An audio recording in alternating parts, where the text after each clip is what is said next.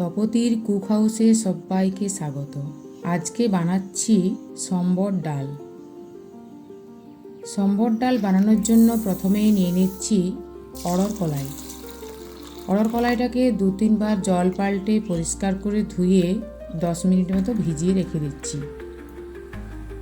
আমি কুকারের মধ্যে বানাবো। কুকারটা গরম হয়ে গেলেই নিয়ে নিচ্ছি পরিমাণ মতো সর্ষের তেল, তারপর দিয়ে দিচ্ছি সর্ষে ফোড়ন, অল্প সামান্য হিং আর কারি পাতা। এগুলো একটু ভাজা ভাজা হয়ে গেলেই ছোট ছোট পেঁয়াজগুলো গোটা গোটা এখানে দিয়ে দিচ্ছি। আপনারা চাইলে বড় পেঁয়াজও দিতে পারেন, তবে এই পেঁয়াজটা দিলে স্বাদটা আরও ভালো হয়। এখানে আমি সবজি নিয়ে নিয়েছি বেগুন, সজনে ডাঁটা, কুমড়ো, ফুলকপি, গাজর আর আলু।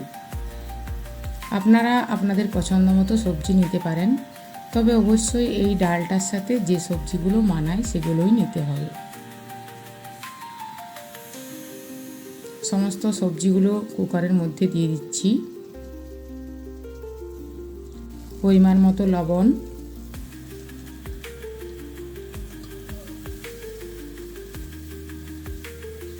পরিমাণ মতো লবণ দিয়ে প্রথমে একটু ভাজা ভাজা করে নিলাম। এরপর কেটে রাখা টমেটো দিয়ে দিলাম।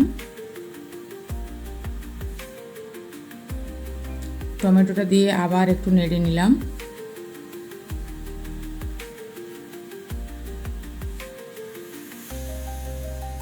এরপর দিয়ে দিচ্ছি হলুদ গুঁড়ো, লঙ্কা গুঁড়ো, সম্বর মশলা।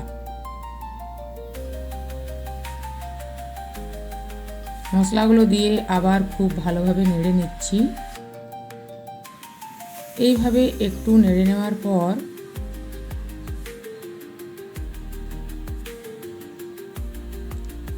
ডালটা দিয়ে দিচ্ছি।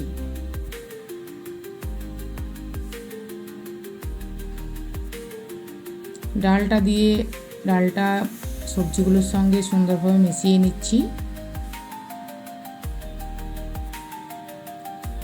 এরপর এখানে জলটা দিচ্ছি। জলটা সবজিগুলো জাস্ট ডুবে যাবে এরকম দিচ্ছি। প্রথমেই খুব বেশি জল দেয়া চলবে না। এরপর দিয়ে দিলাম মিডিয়াম ফ্লেমে 3 থেকে 4টে সিটি। ঢাকা খুলে দেখাচ্ছি, দেখুন কত সুন্দর সেদ্ধ হয়ে গেছে।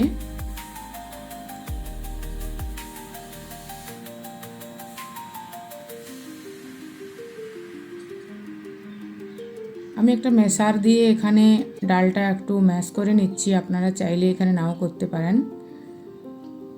যারা ঘন ডাল পছন্দ করেন তারা ম্যাশ করবেন।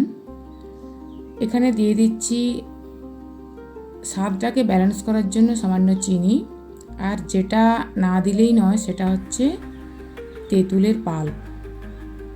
ওটা আগের থেকে রেডি করে রেখেছিলাম, ওটা দিয়ে দিলাম। এরপর কুকারটা নামিয়ে নিচ্ছি।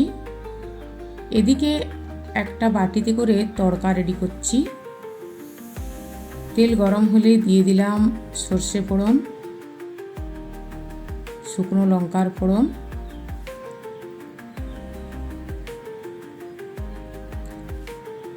এগুলো একটু ভাজা হয়ে গেলেই দিয়ে দিলাম কারি পাতা,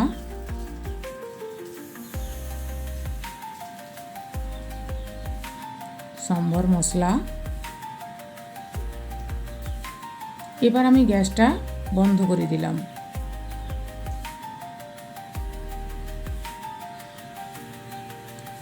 সঙ্গে দিয়ে দিচ্ছি কাশ্মীরি লঙ্কার গুঁড়ো।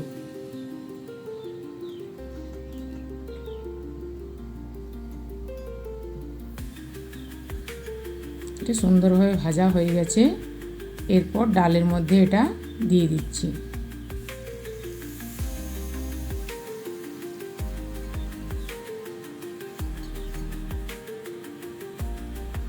ডালের সাথে তড়কাটা একটু মিশিয়ে দিচ্ছি, আর এই তড়কার গন্ধটা যাতে ডালের মধ্যে মিশে যায় তার জন্য কুকারটা অল্প ঢেকে রেখে দিয়েছিলাম। দেখুন ঢাকা খুলে দিয়েছি। আপনারা চাইলে একটু জল মিশিয়ে এর ঘনত্বটাকে ব্যালেন্স করে নিতে পারেন, যারা যেরকম ঘনত্ব পছন্দ করেন। এরপর পরিবেশনের জন্য পুরোপুরি তৈরি। এটা আপনারা ইডলি, ধোসা, এমনকি সাধারণ রুটির সাথেও খেতে পারেন। ভিডিওটা ভালো লাগলে লাইক করবেন, আর যারা আমার চ্যানেলে নতুন তাদের সাবস্ক্রাইব করার অনুরোধ রইল।